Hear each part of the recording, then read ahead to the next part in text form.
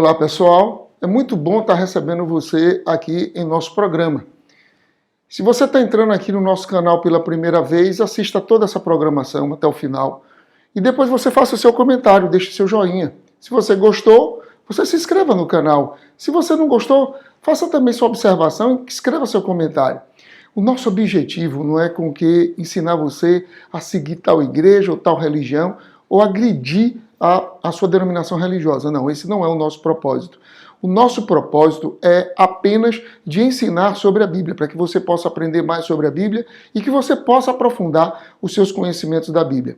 Eu sou Jonas Góes e esse é o nosso canal, o canal que está aqui para aprimorar os seus conhecimentos sobre a Bíblia, sobre as Escrituras Sagradas, para que você possa ter um maior relacionamento com o Deus da forma como você acredita.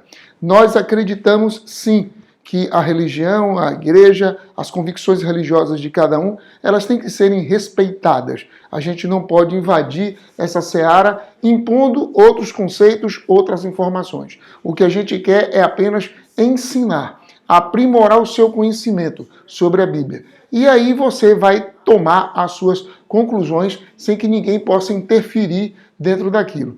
Às vezes você lê a Bíblia e você fica se perguntando por que a Bíblia não segue uma narrativa cronológica?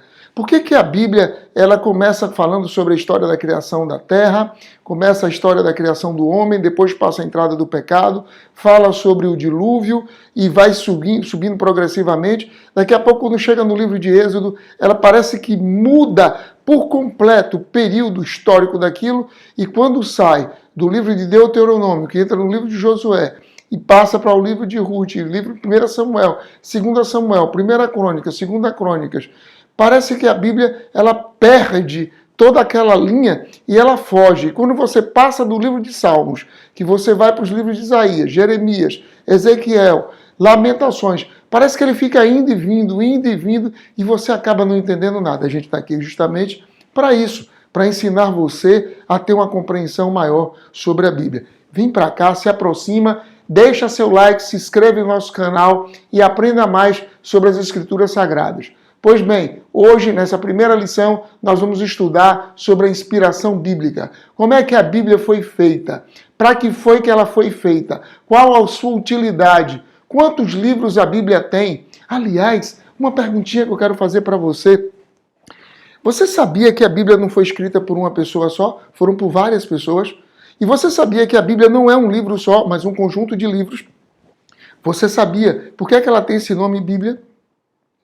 O nome Bíblia é um nome de origem grega, Biblos, que vem de uma palavra que era de uma cidadezinha nas margens do delta do Nilo, chamado Biblos, onde se comercializavam os papiros. E todos os mercadores que levavam aqueles rolos de papiros para os outros lugares para poder vender, eles falavam que aquilo era Biblos, Biblos, Biblos. Daí veio para o grego a palavra Biblo, daí para o latim Bíblia, e aí para o português Bíblia. O que quer dizer Bíblia? Conjunto de livros. Daí a palavra biblioteca.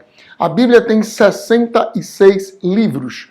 E o Velho Testamento tem 39 livros e o Novo Testamento 27 livros. O primeiro livro do Velho Testamento, Gênesis. O último livro do Velho Testamento, Malaquias. Primeiro livro do Novo Testamento, Mateus. Último livro do Novo Testamento, Apocalipse. O Novo Testamento começa no primeiro livro, o livro de Mateus, falando sobre o nascimento de Cristo e discorre até o livro de Apocalipse, onde fala a história do final deste mundo, o surgimento de uma nova terra. Mas esse é um assunto que nós vamos estudar ao longo desses vários cursos, várias lições que serão apresentadas e que você vai poder assisti-las ao longo desse tempo. Por isso você se inscreve nesse canal. Bom, a Bíblia ela era dividida em capítulos inicialmente? Não, a Bíblia não era dividida em capítulos inicialmente. Ela foi dividida em capítulo inicialmente por um arcebispo da Cantuária em 1227, Stephen Langton. Foi ele quem dividiu a Bíblia em capítulo. Porque a Bíblia, quando era escrita inicialmente, era nos rolos, ou nos papiros, ou então em tabletes de argilas, cuneiforme, com escrita cuneiforme. Ela não tinha capítulos, e ela não tinha versículos. Os capítulos foram colocados em 1227 com o intuito de facilitar a localização daqueles textos que ali estavam sendo buscados. No século XIII, o cardeal francês Hugo de Saint-Cher, francês, ele acrescentou os versículos na Bíblia. Então vejam, a Bíblia foi dividida em capítulos em 1227 e no século XIII ela foi dividida em versículos por um arcebispo. Mas, bom, deixando essas conversas à parte, você pode confiar então na Bíblia? Vejam o que é que Jesus Cristo disse acerca de si mesmo no Evangelho de João, quarto livro do Novo Testamento, capítulo 14, versículo 6. Respondeu-lhe Jesus: Eu sou o caminho, a verdade e a vida. Ninguém vem ao Pai senão por mim. Jesus Cristo se autodenominou como sendo a verdade. E o que é a verdade? A verdade é o oposto da mentira. Jesus Cristo é a verdade. Jesus Cristo também disse mais. O que é mais que é a verdade? São João capítulo 17, verso 17, diz que santifica-os na verdade, a tua palavra é a verdade. Então a gente vê pela própria Bíblia que Jesus Cristo disse que ele é a verdade, ele não é um engano, ele não é a mentira e que a Bíblia também é a verdade. Então a gente pode acreditar, a gente pode confiar na Bíblia? Sim, a gente pode acreditar e a gente pode confiar na Bíblia. Mas por que a gente pode acreditar e por que a gente pode confiar na Bíblia? É porque a Bíblia ela não foi produzida por vontade dos homens. Mas como é que ela foi produzida? Ela foi produzida, segundo 2 Timóteo, capítulo 3, verso 16, da seguinte forma. 2 Timóteo, capítulo 3, verso 16. Toda a Escritura, divinamente inspirada, ela é proveitosa para ensinar, para repreender, para corrigir e para instruir em justiça. Eu quero abrir um parêntese aqui para explicar mais uma coisa para vocês. A Bíblia ela foi escrita inicialmente em 3 línguas. Hebraico, o Velho Testamento, aramaico, parte do livro de Esté e parte do livro de Daniel. E o Novo Testamento todo foi escrito em grego.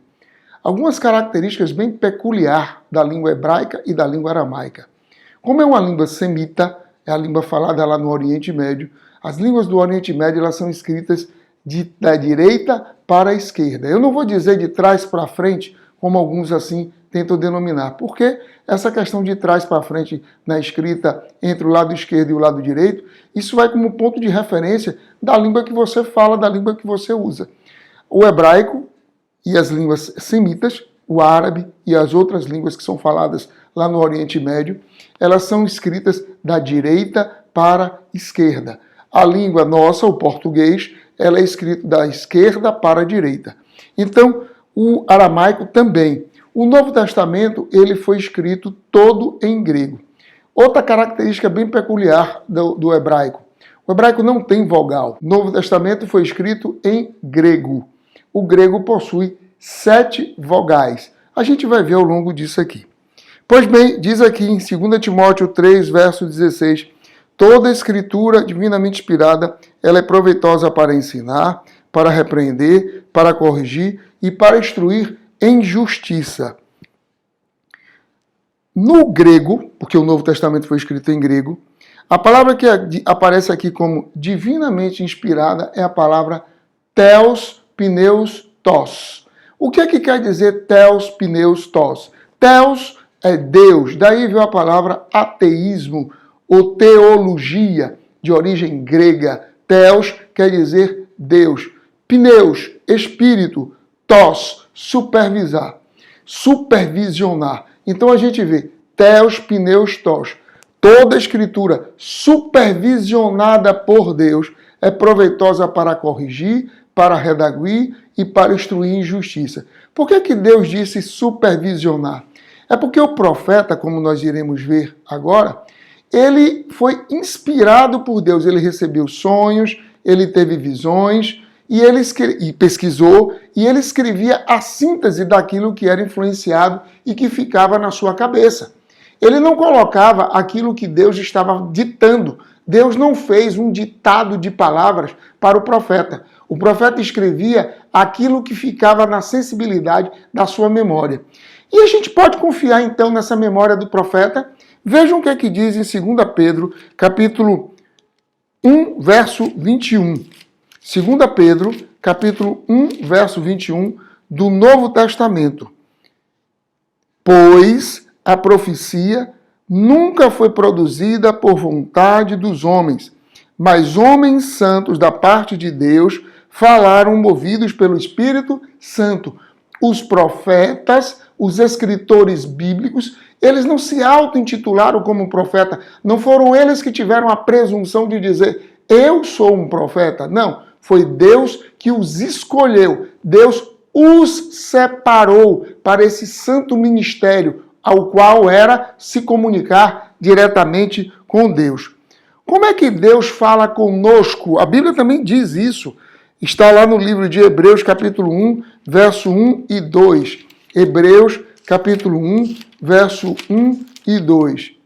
Havendo Deus outrora falado de muitas vezes e de muitas maneiras aos pais pelos profetas, a nós falou-nos nesses últimos dias pelo Filho, a quem constituiu o herdeiro de tudo, por quem fez o mundo.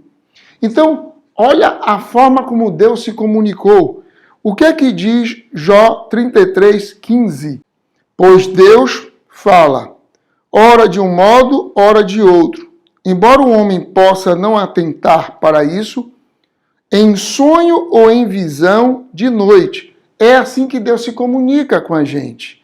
Quando cai um sono profundo sobre os homens, enquanto dormem na cama, ele pode falar-lhes aos ouvidos e atemorizá-los com avisos.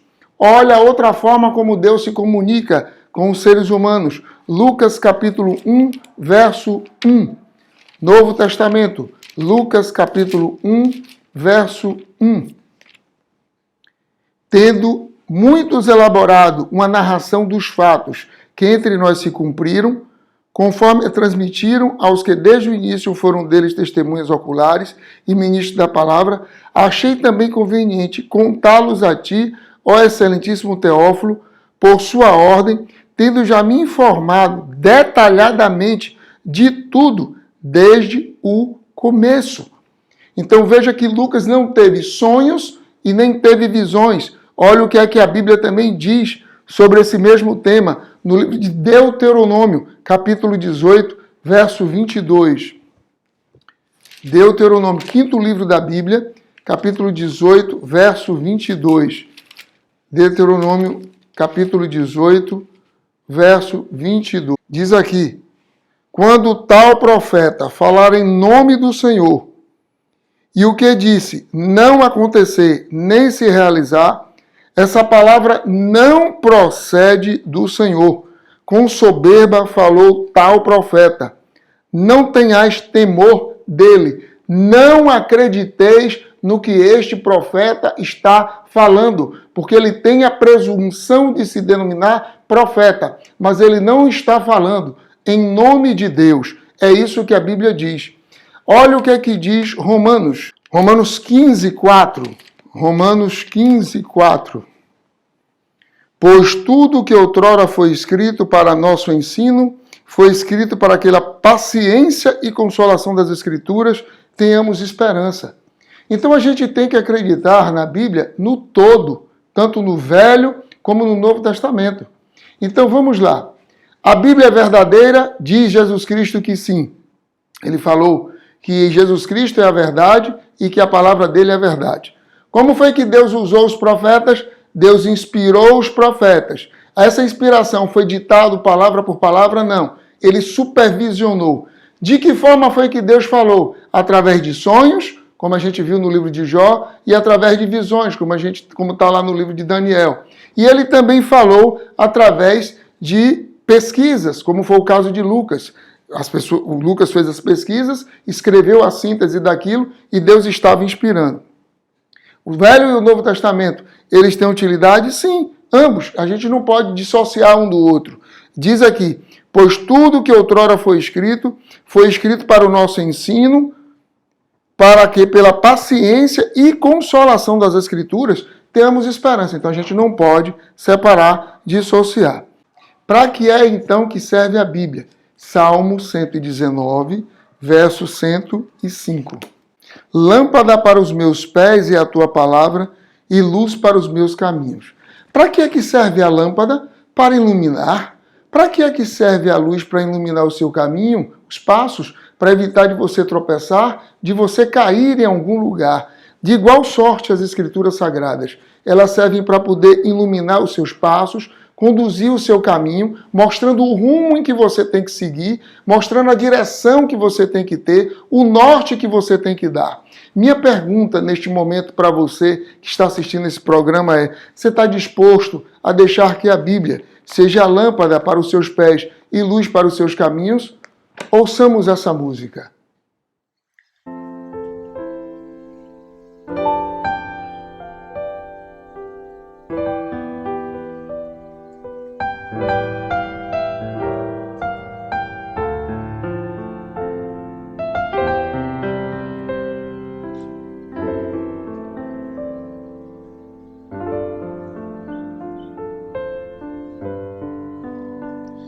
Quando Jesus te chama e tu não vês, pra onde vais então? Voltas pro mundo e tudo que contém, mas voltas triste como ninguém. Porque voltar pro frio gelado que destrói e abandonar os braços de amor do Pai? Porque insistir no que te faz tão mal, no que te rouba a paz?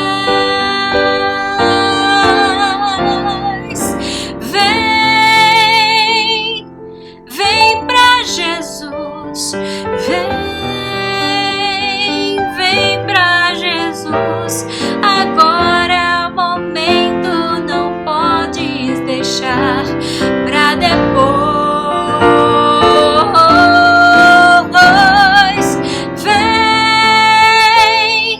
Vem pra Jesus. Vem pra Jesus.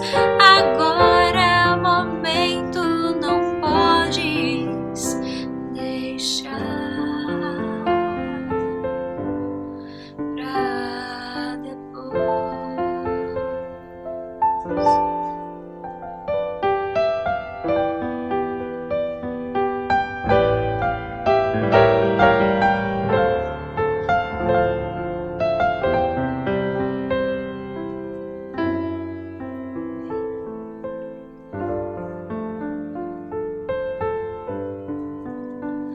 Quando Jesus te chama e tu não vês, pra onde vais então? Voltas pro mundo e tudo que contens, mas voltas triste como ninguém. Junto de Cristo existe sempre um bom lugar, onde calor e abrigo podes encontrar, e onde a vida pode retomar tua força e teu vigor.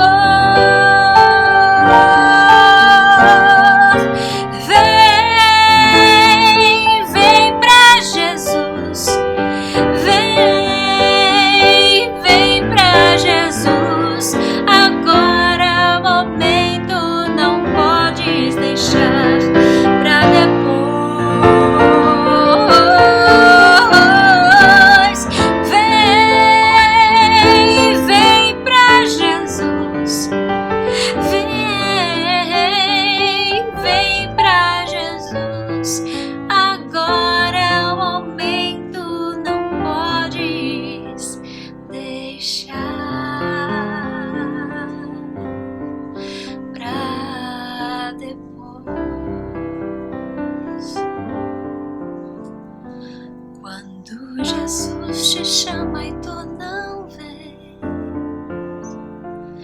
pra onde vais